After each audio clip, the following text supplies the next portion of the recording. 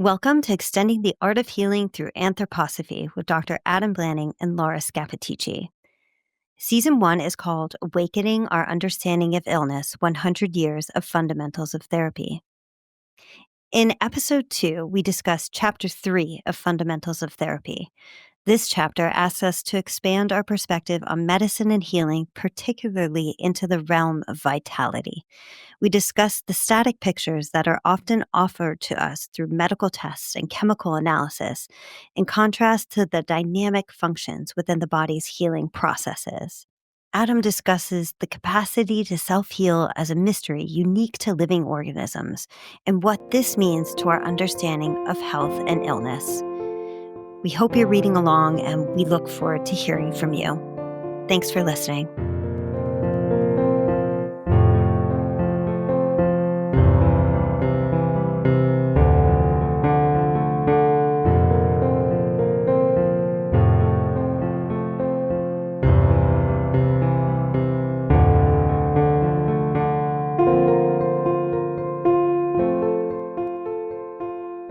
Hey, Adam. Hi, Laura.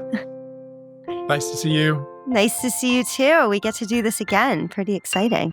It is. Yeah. Yeah. So we get to work with another chapter from this amazing book, Fundamentals of Therapy by Rudolf Steiner and Ida Wegman. And we chose to work on Chapter 3, The Phenomena of Life. So we've just been brainstorming some of the questions and thoughts we've had about this chapter, and what makes it it just goes even deeper than the first one in even fewer pages, which is incredible to me. So it's just packed with these deep thoughts. Exactly. I don't know if we could say that anthroposophy has sort of Zen little moments or meditations in quite the same concentrated way that you find in other traditions, but this is pretty close. It's a real, precise kind of distillation. And I'm excited we can talk about it together, because then I think it starts to open. Mm-hmm. I really feel like these chapters are gems, and they need some love and attention and discussion, and then they really start to open in beautiful ways. And this one's a little bit of a challenge because I think it flips our thinking. Yeah, it does. Well, let's start with that. I'm just going to read this quote right from the beginning that asks us to flip our thinking, right from the get-go. Yeah. So this quote says, "Within the human body, it is not a question of continuing, but on the contrary, of overcoming the reactions observable in the substance while outside the body." Yeah. So can you translate that a little bit? Sure. Well, let's do it a couple of ways. Yeah. I think one is the idea that if we see that there's a substance that we take in through food, through drinking, through breathing, and then we notice, oh, there's that substance when it comes out of the body, when we urinate, when we have a bowel movement, when we sweat, then we can say, oh, this goes in and this comes out, and it's all the same stuff. And I think what's really interesting about this is that when we test for things like this, the way we do it is with a chemical analysis where we really break something down and fix it. And so that makes us feel like that static picture, which is really about ratios mostly, or about numbers, applies to everything. And I think, it's hard to imagine this inner realm where things are so dynamic. I mean, I was just recently thinking about the heart, and we've got great anatomic pictures of the heart where it's got 4 chambers and it's got valves, and we kind of know what it looks like. But really, the heart is moving so dynamically all the time. that picture is false because unless it's dead, it's never actually that static form. It's always moving. So I think the flip in thinking here is trying to encourage us to say, if we only observe before something goes into the body and observe when something comes out of the body, when it's no longer in this living state, then we're missing some of the picture. Mhm. And dynamic qualities are so important. Yeah. Yeah, right. It's kinda like having a photograph of somebody and being like, "This is the person," but when you meet the person, Right. that's the person. There's like, yeah, and even what we're doing here, is different. That's like, live camera, but it's still like when you're with the actual person, there is something else going on there. And so it's not, it's the living element that they are both, Rudolf Steiner and Ido Wegman, always talking about. What is the living element here? And so they're saying we're getting, like you said, kind of a dead picture if we just look at what something's like and assume it's the same as it comes in and out. It's like when you've gone through an experience as a person, your insides change, like something comes towards you, something traumatic, you experience it, you process it. You're not the same when that is coming to a conclusion. You may not be the same again. So assuming like a sort of a static um quality is doesn't make sense. That's great. That's great. And I think we live in a world with so many pictures and so many kind of Mhm. fixed representations. We love that. And it's very valuable, but it's just one way of seeing. Um, and yeah, you could take a picture of me now, and then you could take a picture in a week, and maybe the hair's a little bit different, or the fingernails are a little longer. I don't know. Something's slightly changed, but there's been so much activity that happens in that time. Yeah. And we are always changing. It reminds me of other places where it's described how every 7 years we've actually turned over all the substance of our body, Yeah. which kind of blows my mind even as I mention it now, that Yes. the substance of our bones completely is exchanged and reformed over 7 years. And for our blood cells, it's much faster. Instead of years, we measure in days or weeks. Mm. So, this really vital living quality is, in some ways, it's so obvious that I think we take it for granted. And then when you try to describe it in a very precise way, which Steiner and Wegmann are doing in this chapter, it sounds a little um, funny, but we can also look at each other and really sense vitality. Yeah. So, yeah, we could see each other in a week and say, "Oh, you look like you've had a really hard week," Right. or "You look like you just had a week of vacation." Yeah. Um, or, yeah, maybe you've been ill, or maybe you've spent a lot of time in nature. But the measure of vitality, I think we sense that so intuitively, so intrinsically, that Mhm. it's actually there all the time. Yeah. Yeah. That's right. And that again goes back to this etheric for these etheric life forces that we talked about before, and this chapter has a lot of that in there. Um you can tell when that's getting worn down. I was just who was I talking to? They're working with very young children, and some of these kiddos are just like on screens like most of the day. Mm. Um and it's wearing the teacher out. Mhm. Like, it's like the kids are impacted and then she's impacted, and she's like, if I could just stand in a forest for several hours a day. And I was like, yeah, that's what you're trying to rejuvenate. You're trying to rejuvenate what's kind of being taken from them, and then what they're taking from you. And Right. so she does need that rejuvenation there. Yeah. And that's in this chapter too. So, okay. There's so much here. So that major concept here is like, just because something looks s- one way before it enters the body doesn't mean it's the same thing when it comes out, and we can measure it the same way and assume like it's just, like an equal transfer from one state to the next, from beginning to end. So we have to change that perspective. Am I getting that right? I think so. There's another place.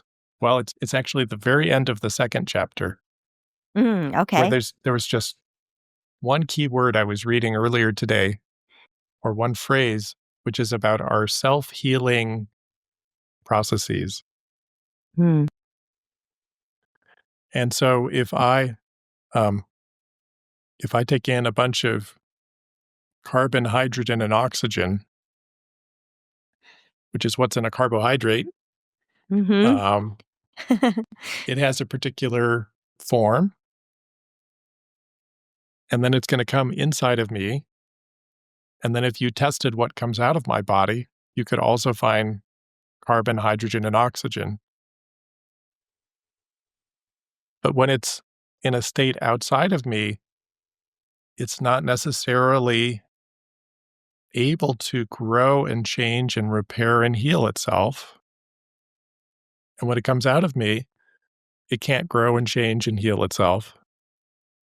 So there's something about inside of me and my activity that I can do these things. Um, and so it's really the mystery of how do we heal, um, and how do we even have that capacity to do something new? Yeah, I think one of the questions you asked is, if I dent my car, Yeah, it doesn't fix itself, right? But right. but the body has this capacity, and living creatures have this capacity to self-heal.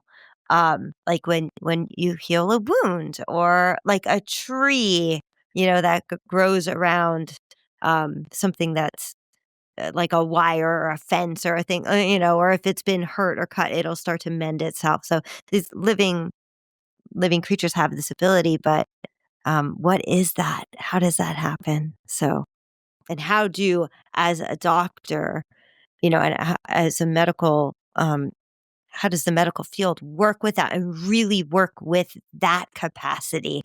Um, Maybe rather than adding inputs and thinking that's how you fix it. There's like, how do you work with the body's possibility of self-healing? Absolutely. Yeah, I think Mhm. just just one aspect of that is trying to see, um, if we're trying to make a change, are we starting with fertile soil or are we starting with sand? Because let's say, um, somebody wants to make a life change or needs to make a life change, even just to recuperate from something. And you say, well, here are all the instructions. These are all the things you should do. This will help. And I don't know that we look very much to see, well, are we starting with sand or are we starting with real conditions for life? And what is the vitality that we're beginning with? Um, so I think it's an aspect which is looking very much towards the future of what's possible, and also trying to cultivate just that vitality so that there's the possibility to build on something. We look a lot at harvesting in medicine, maybe, or we look a lot at the end results of a process.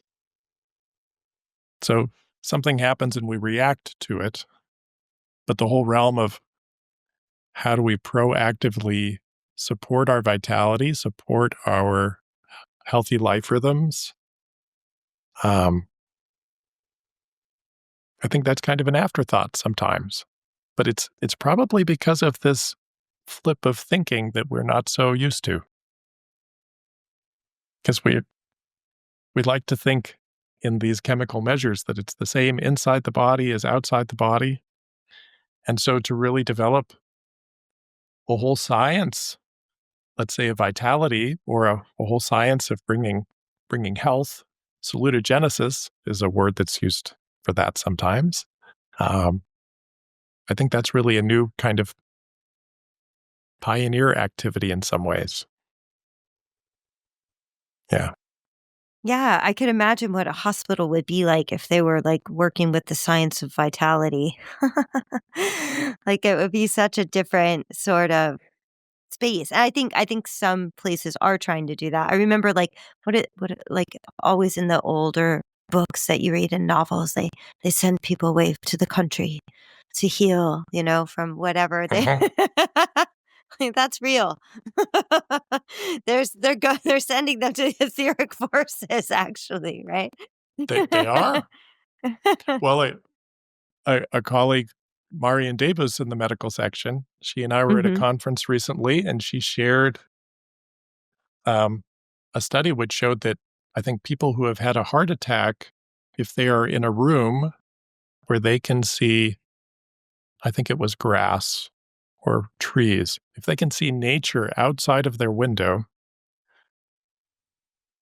their recovery and their risk of death change in terms of they have more healing forces. They recover better in those situations. So these etheric Yeah. forces are really a very important part of us. Yeah. Yeah, definitely. Okay, well, can we talk about this idea of, like, things coming from, um like, these forces coming from outside and things coming out of us and things coming towards us. This is, a really interesting concept in this chapter. Um I can read this again, or if you want to read it as well. Go Um ahead. I think you've got the exact spot. So, okay, I think I do. So, observations show, after all, that the phenomena of life have an altogether different orientation from those that run their course within the lifeless realm. Of the latter, we shall be able to say they reveal that they are subject to forces radiating outward from the essence of material substance. These forces radiate from the relative center to the periphery. But in the phenomena of life, the material substance appears subject to forces working from without inward towards the relative center. right. So I'm not a physicist, but if we think about gravity,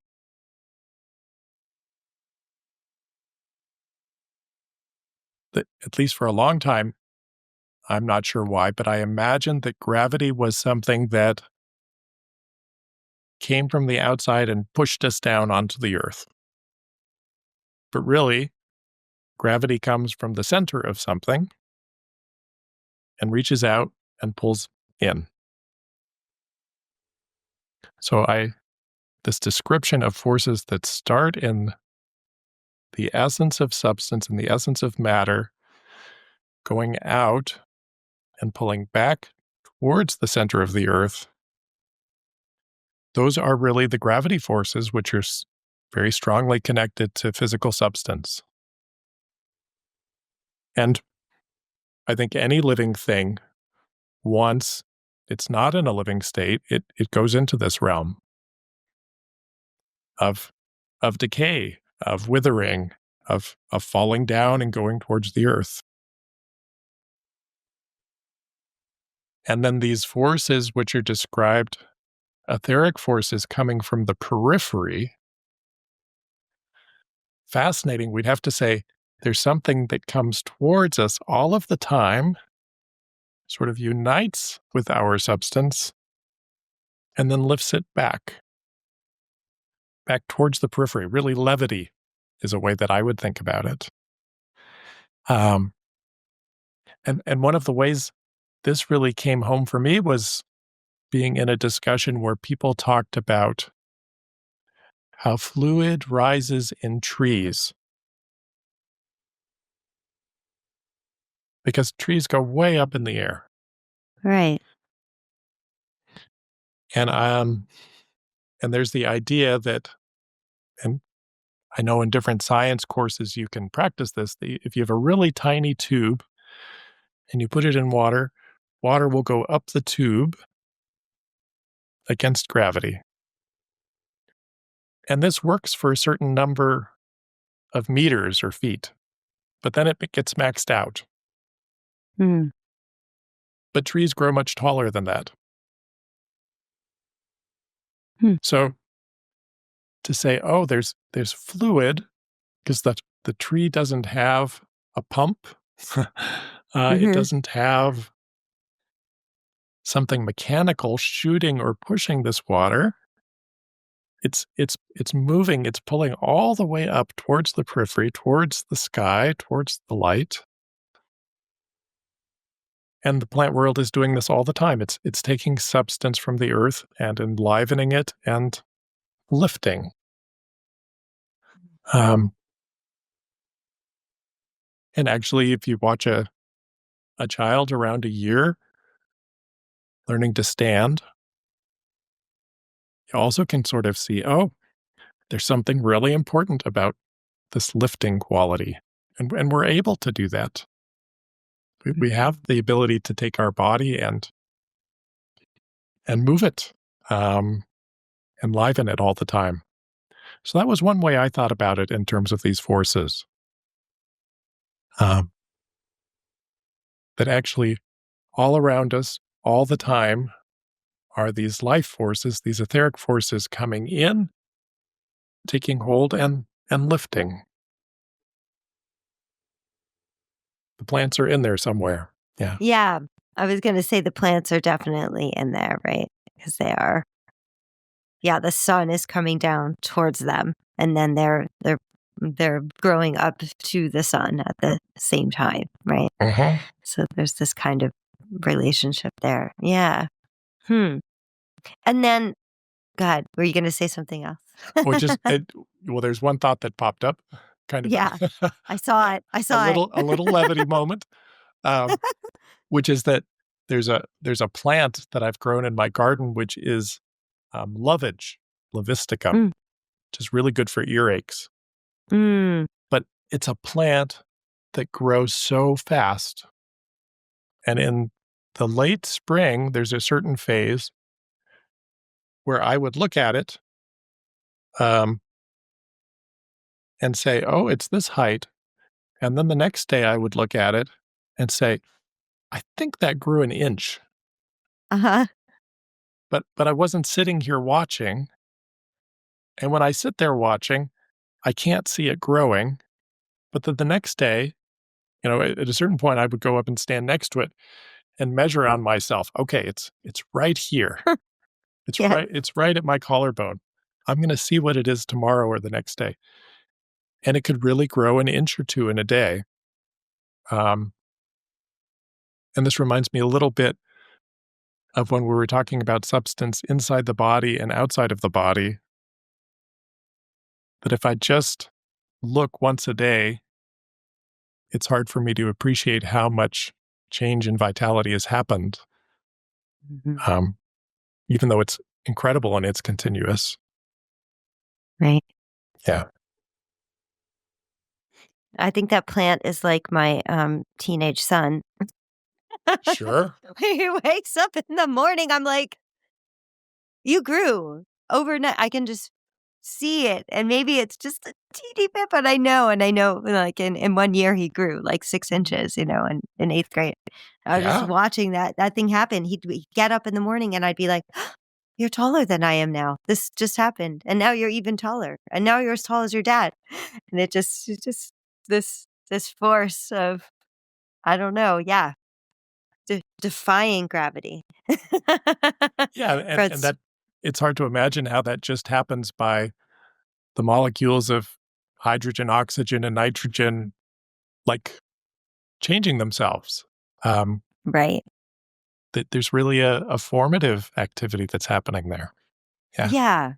Exactly, and it's fine to look at those molecules, and, that's what he's kinda they say in the first chapter, it's like, "Yes, okay, physical science, what we've got in medicine so far, good. You shouldn't even do this if you shouldn't even really, like, try to go down this path if you don't have this kind of, foundation, but also, let us go further. Let us go further. Let's expand."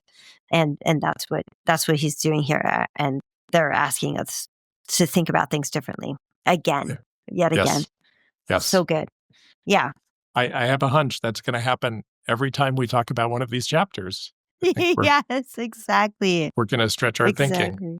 Exactly. Yeah, So, what happens when there's, like, an overabundance of gravity? You said something about the liver, maybe. Can you I talk did. about that? I did. Yes. Does that come in here? It does. Yeah. It comes a little bit, towards the end of the chapter where Steiner and Wegmann are speaking about how the plant world is really bathed, is completely active in these etheric forces.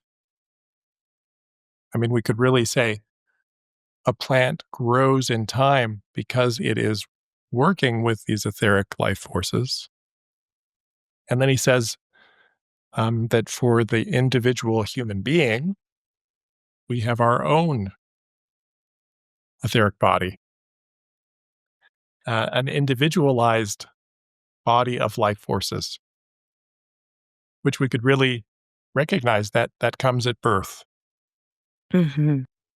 Um, Before birth in the womb, a child's etheric forces and parents' etheric forces, mother's etheric forces are so intertwined that I don't think you can distinguish them.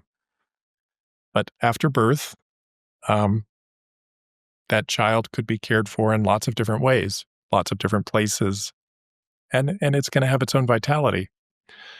But when he speaks here about how we have this individualized etheric and it may be working out of particular organs or particular places like the lung or liver, it reminded me of some of the classic experiences that happen with a liver depression. And in anthroposophic medicine, you can actually look at something like depression and see there are shades of it that are related to different organs, which is it's different than anything I learned in medical school. Yeah, that's super interesting.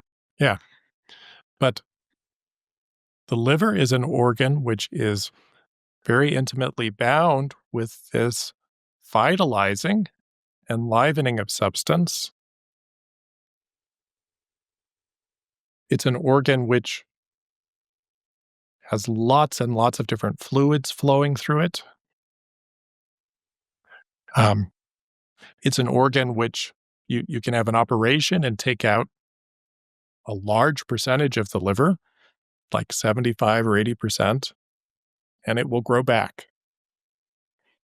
I mean, Wow, if I we're did talking not know about that. self-healing forces, Wow. um, you can't really do that other places in the body. But Huh. the liver will regenerate in an amazing way.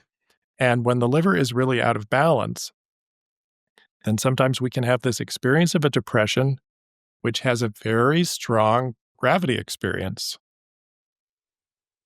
of I'm so tired, I'm so fatigued. It's really hard for me to initiate new activities.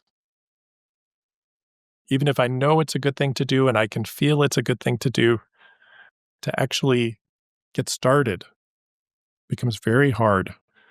And sometimes it can have the feeling of like wading in molasses a little bit, something very thick.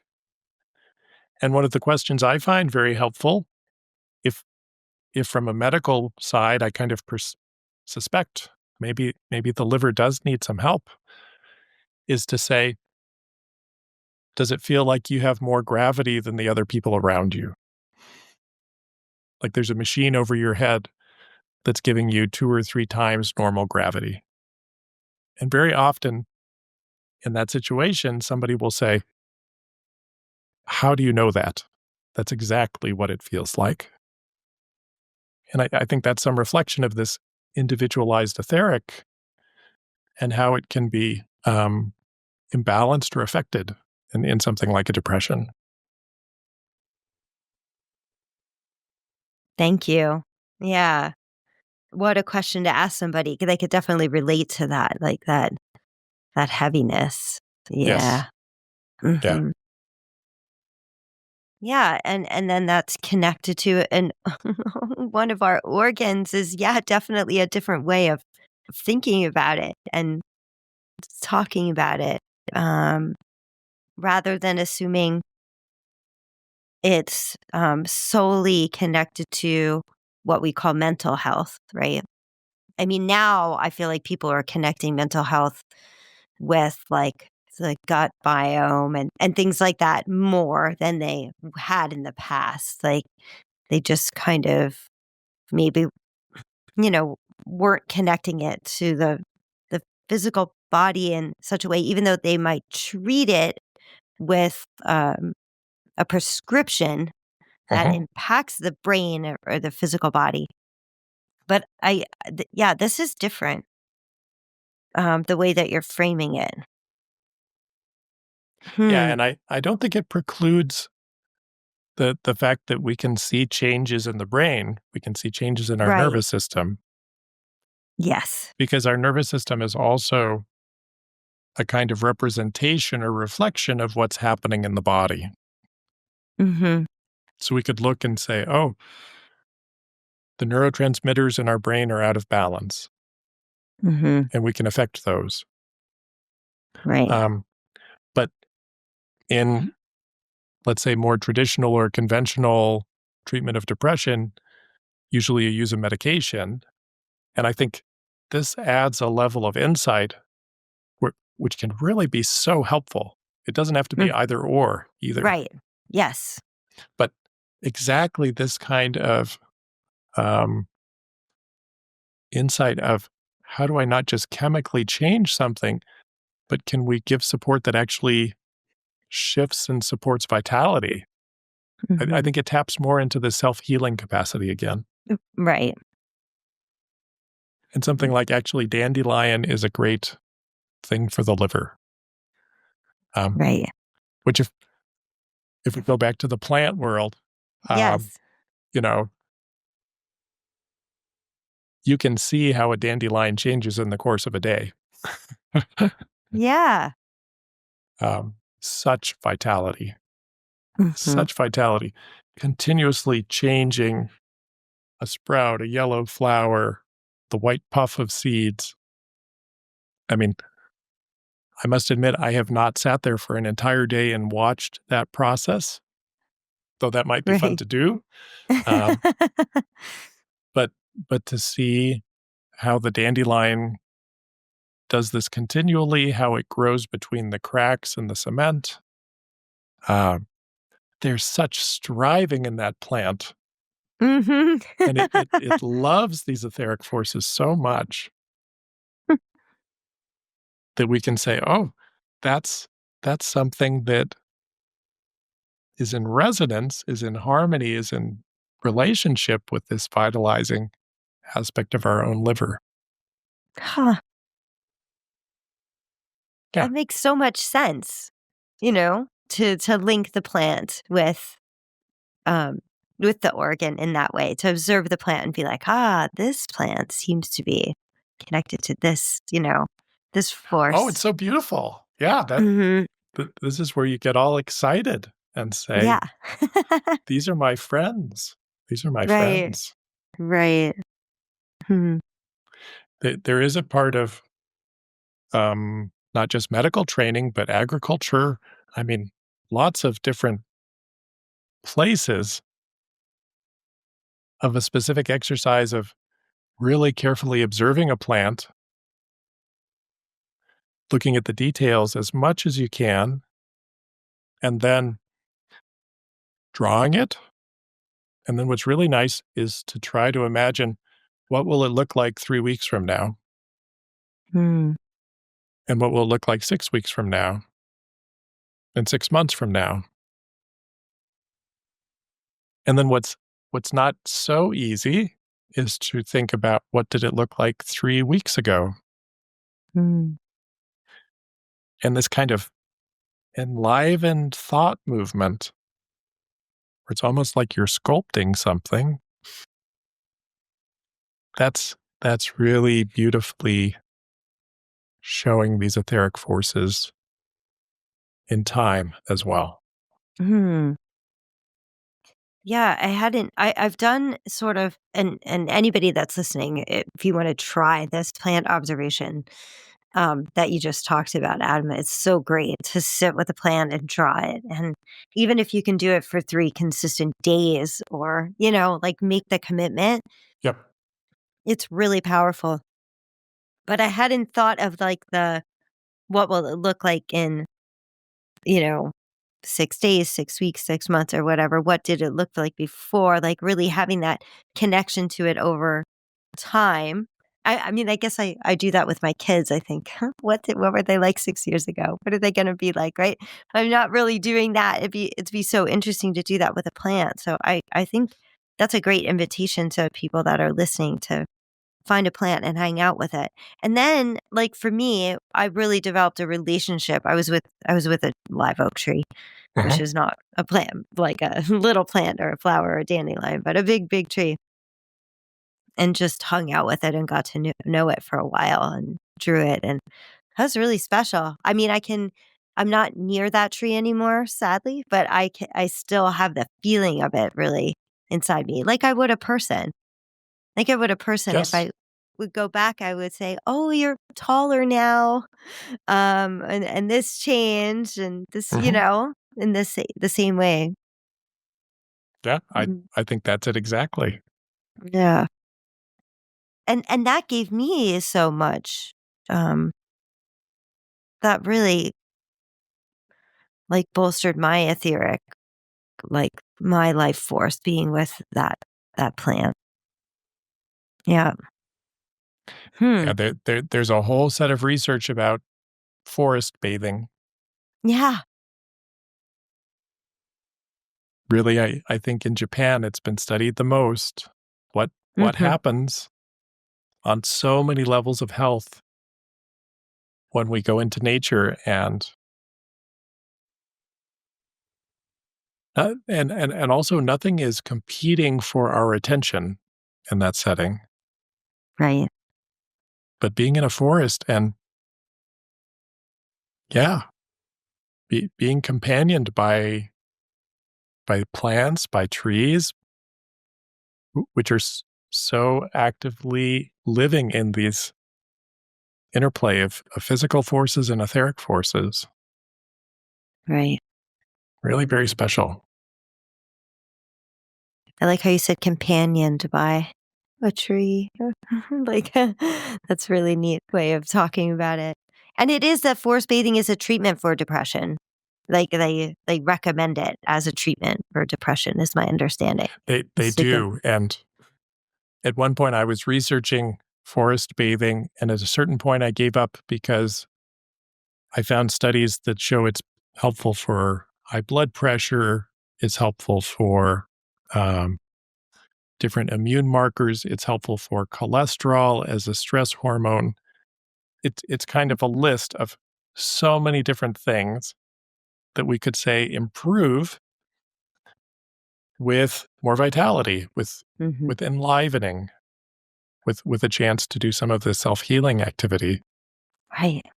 But at a certain point, I said, okay, I don't have to keep documenting all of those things that it's good for because it seems this is helpful all kinds of levels. Right. Yeah. It's obvious. Yes, for everything. Just prescribe it. Right. Right. No side Right. effects. No negative side effects. Well, sometimes your shoes get muddy, but, I think that's all right. Yes, that's yeah. good. Can you imagine if all the pharmaceutical ads became ads for forest bathing places you could go? Like, do Well, you have let's do that. yeah, the thing is self-healing is I don't know that it's so marketable because Mm, 'cause there's not it much profit. it's giving the healing back to us, Right. Yes. right? How many times are we told we need something from the outside to be well, Right. when really we've got this incredible individual set of life forces? Mhm. Right.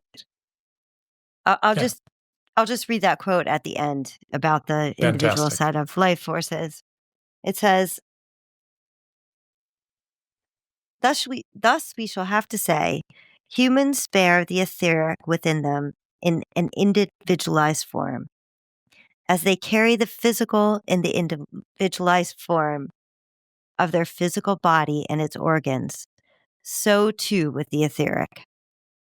They have their own special etheric body as they have the physical. And then, in sleep, this etheric body remains united with the physical and gives it life. It only separates from it in death.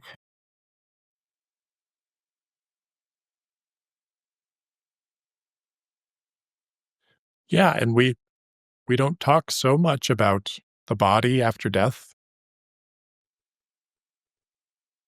but this was another experience of absolutely feeling the truth of these things is to see someone just after death where you can have the feeling, "Oh, is this really true? It looks like they could take a breath." Maybe they're just not breathing for a moment, and they're gonna take a breath. But then if you see the body hours later or a day later, and certainly 3 days later, you see, "Oh, this is different. This is substance. This is a husk." Um, and that these etheric forces slowly release over those hours and days right after death. So, conceptually, when sometimes the flip of thinking is difficult, I think when you have these experiences and they're so powerful and so true, then this actually is very reassuring because it gives a description and a context for what we see just in life. Yeah. Exactly. Yeah. Okay. Well, is there anything else we want to get to in this chapter? We hope people will read it 7 times, like like the first one, and Right. go deeper into it. Yeah. I would say if you really wanted to practice this a little bit, try to find a plant that has both a sprouting part of it and something that's withering. Hmm. Hmm. And it's a really interesting exercise. Or have two plants, one sprouting, one withering, and really just try to observe them. And observing and then closing your eyes and kind of coming back, you have different sensations, different experiences. So I think that is a really nice way to consciously come into the realm of the etheric. Yeah. Great. Well, that's a Yeah, great invitation for everyone. So I'm thinking of my geranium out front that has like some parts of it are fading away, and then there's like a blossom forming too. So that could be a good plant to observe. exactly. Exactly. Yeah. Yeah. Okay. Well, thank you, Adam. And I can't wait to get to the next chapter and Yeah, keep I going think deeper. we're gonna jump to chapter 5, which Great. boy, if we're thinking about how our thought process can move, It's a Mhm. really exciting chapter because Okay, that's great. we're gonna see how substance moves. And yeah, look forward to the rest of this podcast series. Yeah. It's exciting, and I think I'm just so glad it's coming right now because we need new ways of thinking and new ways of healing, just overall in the world, so it's perfect timing for it. We do. We do. And I want to say if you enjoy this podcast series, the medical section has a circle of friends, which is there really to try and support exactly this kind of work and conversation and outreach with each other. Um, and so we would appreciate your support and look forward to continuing these kinds of projects in the future. And thank you, That's Laura. great. This is so great to do this together. Oh, well, thank you for inviting me in, and how do I get to the circle of friends? How do I find it? I'll put the link in the show notes, but Great. The easiest is medicalsection.goetheanum,